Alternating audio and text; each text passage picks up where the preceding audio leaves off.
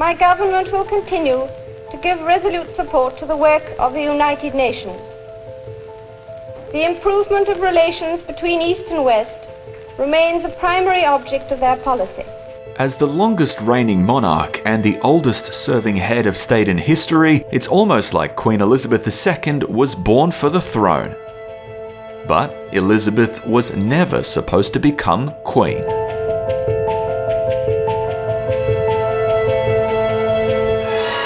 The recently married Duke and Duchess of Windsor were still followed by crowds wherever they traveled.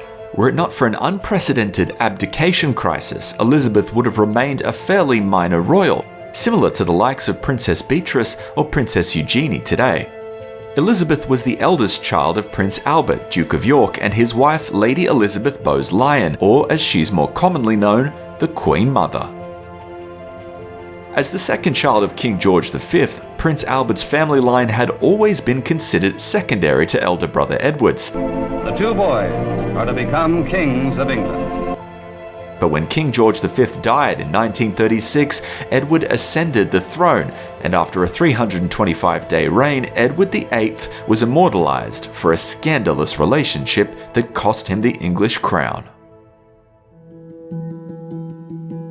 I have found it impossible to carry the heavy burden of responsibility and to discharge my duties as king as I would wish to do, without the help and support of the woman I love. Only years before he became king, Edward had fallen deeply in love with American socialite and twice divorcee Wallis Simpson.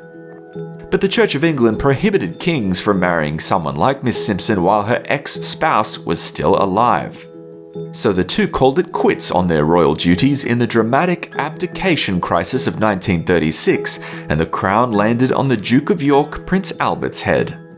And just like that, the once somewhat insignificant Princess Elizabeth became heir apparent. When George VI died in 1952 with no other children, his eldest daughter was crowned Queen Elizabeth II. Neither father nor daughter were born to be monarchs, but they both managed to do a pretty good job.